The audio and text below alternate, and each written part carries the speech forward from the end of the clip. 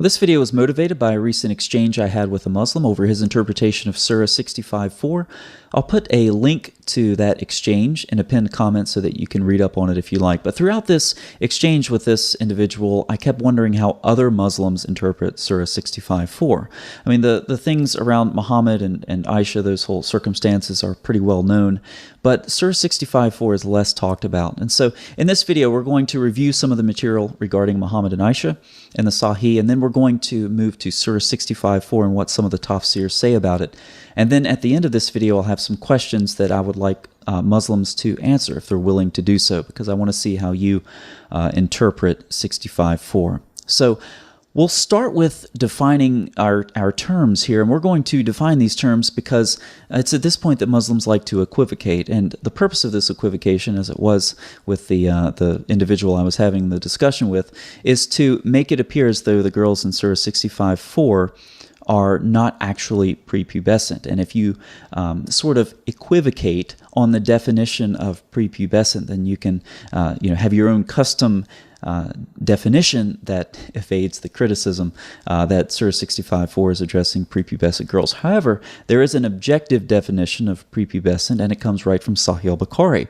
So when we look at Bukhari 352, chapter 18, we see that the attaining of puberty and start of menses are used synonymously. Now, if you know how Bukhari works on Sunnah.com, you'll see that there are chapters, and at the beginning of these chapters will be introductions in Arabic, and they're often not translated to English.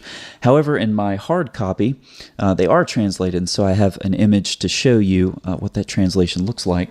And once again, this is volume 3, book 52. The attaining of puberty by women is with the start of menses. Okay, so there's your definition right from Sahih al-Bukhari, which is the context that we're going to look at for several hadith here. Now, you'll notice that I have links next to each hadith, and this is for easy reference for you and to make the video flow faster. So I'm not going to stop and cite the source for each one of these, but I'm going to copy paste all of this information into a pinned comment so you can very easily check these sources for yourself. All right, regarding Muhammad and Aisha, of course, he married her when she was 6 years old, and he consummated his marriage when she was 9 years old. This is documented in numerous hadith that are rated Sahih. From Sahih Muslim 1422c, she was taken to his house as a bride when she was 9 and her dolls were with her. Now this is significant because according to Bukhari 6130, which also quotes the commentary on Bukhari, it was allowed for Aisha at the time, that is playing with dolls, as she was a little girl, not yet reached the age of puberty. So in addition to her being described as a little girl at the age of 9 who came from a swing set, incidentally, according to other hadith, she had her dolls with her, and this was allowed because she was prepubescent, and that's when she went to Muhammad's house for intercourse. Now this brings us to Dawood 4931, because sometimes Muhammad would stay there with Aisha and her friends as they would play with dolls, and sometimes something else would happen. This is rather disturbing. I used to play with dolls. Sometimes the Messenger of Allah entered upon me when the girls were with me. When he came in, they went out. And when he went out, they came in. So sometimes when Muhammad would approach Aisha and her friends with dolls, they would all leave, and then it would just be her and Muhammad alone. And when Muhammad would leave, then her friends would come back. This is really disturbing stuff. Now we have a couple of parallel narrations here in Bukhari. These narrations describe Aisha as a little girl who has not yet reached puberty, and she's being screened while she's at this festival watching some Ethiopians. And that's Bukhari 5236 and 5190. Now, I have a note at the end of 5190, right after Aisha says, "You may estimate of what age a little girl may listen to amusement." And again, she's described in 5236 as not yet reaching the age of puberty. And in Dr. Muhammad Khan's translation, he has a footnote right at the bottom of 5190 in Bukhari, and I'll put that up on the screen, that says, "Aisha was 15 years old then." And once again, because Muslims love to avoid this stuff, I'll put it on the screen for you. Now, Aisha is further described numerous times in the hadith as being a young girl of immature age. There's another example there from Bukhari, and a link if you want to check that out. Now, let's move into Surah 65:4, because what Surah 65:4 says, "If you are in doubt about those of your women who have despaired of menstruation, you should know that their waiting period is 3 months, and the same applies to those who have not menstruated as yet.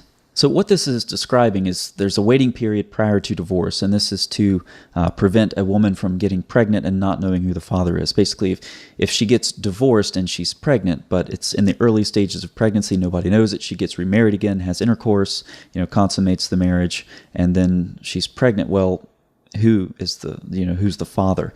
And so there's a waiting period prior to divorce that's enforced to prevent this issue.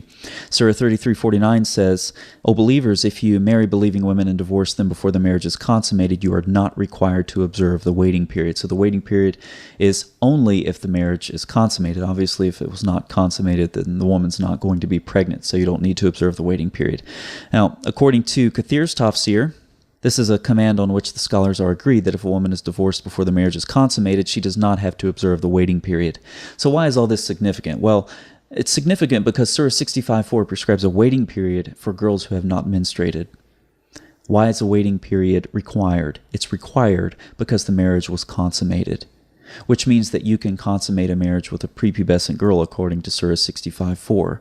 Now, Maududi triumphantly proclaims this. Therefore, making mention of the waiting period for the girls who have not yet menstruated clearly proves that it is not only permissible to give away the girl in marriage at this age. And what is that age? Well, it's the age of prepubescence, the age before menstruation. But it is also permissible for the husband to consummate the marriage with her. Now, Maududi anticipates the shock of his audience as he quickly adds, now, obviously, no Muslim has the right to forbid a thing which the Quran has held as permissible. And so Maududi lets the Quran interpret itself. A waiting period is required for girls who have not yet had their periods. A waiting period is required because a marriage is consummated. Therefore, you are allowed to consummate your marriage with a girl who has not yet reached puberty. This is the background of Surah 65:4 according to numerous tafsir. Let's look at a couple. From Jalalain, those who have not yet menstruated because of their young age. Again, those who are too young. And again, what about the waiting period of those who do not have menstruation because they are too young? And again, from Kathir, who have not reached the years of menstruation. Let's go back into the modern era with Sayyid Qutb. In this surah, the waiting period of a divorced woman or who is too young to have a period is specified. So you see this common thread, too young, too young, too young, too young to have a period, and there is a waiting period prescribed to them because you're allowed to consummate the marriage with these girls who have not yet reached the age of puberty. So with this in mind, I have a couple of questions for Muslims. Do you affirm or deny that a waiting period is required for divorce only if the marriage has been consummated in accordance with Surah 33:49?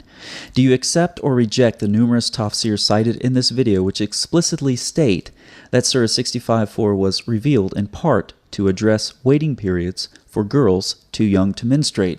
Moving from the tafsir to the Quran, do you affirm or deny that a waiting period is required in the Quran for girls too young to menstruate?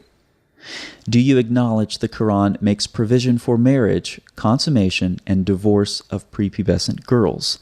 If your own interpretation differs from what you've seen in this video, what is your textual basis for it? So Muslims, I'd like to see your answers to these questions. I'll be watching the comment section to see what you have to say. Thanks for watching.